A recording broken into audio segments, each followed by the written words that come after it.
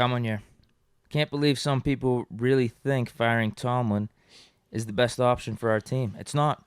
Tomlin is one of the best football coaches on the earth. How you feel? You want to wrap that one first, or you want me to get that one? Yeah, it's not even a debate for me. You're sticking with Tomlin. Yeah. I just don't understand it. Yeah, he is one of the top 5 or 6 coaches in the league. First season without 7. You give him some benefit of the doubt. If we're seeing more of this next year, I think it's a legitimate criticism about putting him on the hot seat, depending on how 2023 ends. But no way. No way. Well, yeah. I look at it like this. Coach Tomlin, man, he's a dope coach, period. So, yeah, do I think that, rolling with him still makes sense? Yeah, but obviously we understand context does matter. And I say it like this. Granted, you'll have the crowd after every game that wants to fire people. My response to those people specifically is when you don't understand the details of a lot of stuff, especially as it pertains to football, you go for what is easy to just say and what is easy to get the masses to agree with you upon, because the masses typically don't have that type of detail and understanding either. So if you're watching the game and you see 3 picks or we score 14 points and somebody says, man, the offense sucks, we got to fire that coordinator. Everybody just says what? Well, you only scored 14 points. We have 3 turnovers. You're right, it's the coordinator. So then everybody just says what? It's coordinator. Same thing we say, coach. When it was like, yo, we just broke down the context of that. That had zero to do with a coordinator, had zero to do with a coach, right? We broke down that context. But that's the difference. Most people haven't played this game or been able to coach this game at a high level like this. So the understanding of that isn't always going to be there. So the response, in order for them to still have their lane, because they still do deserve a lane, 100%. It can be a little bit more of that, though, where it's just more so just point the finger and say fire, regardless of if they understand why they want that guy fired. That's just their reaction. And you can't fault them for that because they just don't have that understanding.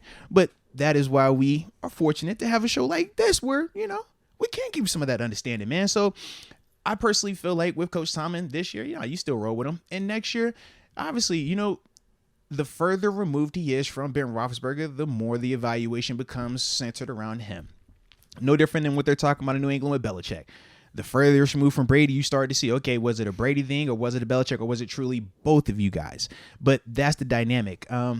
But yeah, for the people that just move on from a coach to move on from a coach, if you're replacing him for the sake of just replacing him, then are you not going to complain if you have another season where you have adversity? Are you going to not complain when this possibly begins? Or are we just going to start the trend of, hey, every year or every 2 years, whenever we have adversity and it doesn't go the way that us as fans and media want it to go, we're just going to fire people? Because if we're going to do that, well, it's a lot of other organizations that operate like that, right? And we can see their level of success versus the Steelers' level of success, specifically with Coach Tomlin. So that's just that whole thing. It really just depends on what you're actually looking for, what you're trying to accomplish. If you're saying fire him because, man, I think that we just need a fresh voice. All right, cool. If that's what you want to do, cool. I don't agree with that, but that's not saying that I'm right either. But that's just, an opinion right there. But if you're looking for a guy that understands X's and O's, understands how to motivate a team and how to have this team prepared to go, I don't think you're finding another person better than Coach Tomlin. Call it what it is, but that's just how I feel. And I feel like his track record in the long term and in the short term has reflected that. We lose our mind because we lost to Baltimore. But we weren't saying any of this a week ago when we had won 3 out of the past 4 games coming out of the bye week. Make it make sense. But that's also the part of just the fanatic part, right? As a fan, we're going to be high, we're going to be low. As a player, this is why my tempo is always a little bit different than Deke at times, right? Because for us, we don't waver. It doesn't matter if we won by 100. We still feel the same. It doesn't matter if we lose by 100. We're still going to feel the same. Whereas for the viewers, at times, it's like, man, we're going to ride that emotional high like it's crazy. And when it's a loss, man, we're going to ride that loss like it's just the end of the world. And I get it. But that is also why us as players, we got to make sure that we put out a better product. And that is what the Steelers do have to do going forward. I just don't know who you're getting better.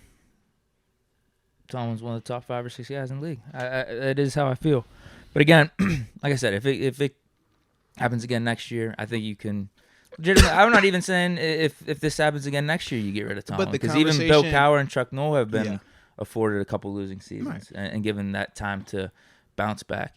The only way it would make sense to me is if you're just thinking new voice, just get someone new in, a la Andy Reid Eagles. Right. And I'm with you. I don't necessarily agree that that would be the best approach, particularly with a young quarterback like Pickett.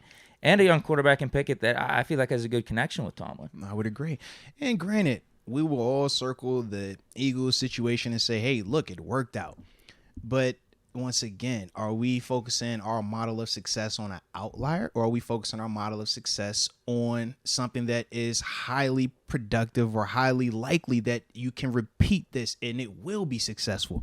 I don't know a lot of teams that have walked away from an Andy Reid and have bounced back and won a Super Bowl. In fact, I think of the Chicago Bears when they had Lovie Smith and when they got rid of him, and how realistically I do not feel like they have ever gotten back to that. I think of that type of stuff, right? So it's like, I get it, change for the sake of change. If that's what you're preaching, to each their own. But to me, I just don't think that that's going to be the best thing to get us back to the glory days. And I do not feel like we are far off from that either. That's the other part, man. Even though these are losses, these are still very, like I said, dope teaching moments for this team, man, because I just keep thinking back to us in 2014. I'm like, man, we never have the success in 16 and 17 if we don't go through 14 and 15 where we're dropping some of these games, where we're feeling like, man, how the heck did we get beat right here? Or how did this team out physical us? How did we come in here feeling like we should win this? And we get out here and it's just like we're getting punched in the mouth.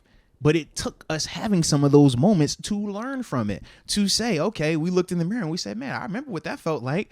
But I also remember we ain't quit either. I also remember that we didn't cut tail and run. We didn't say fire this guy. Hey, bring this guy in. No, we didn't do that.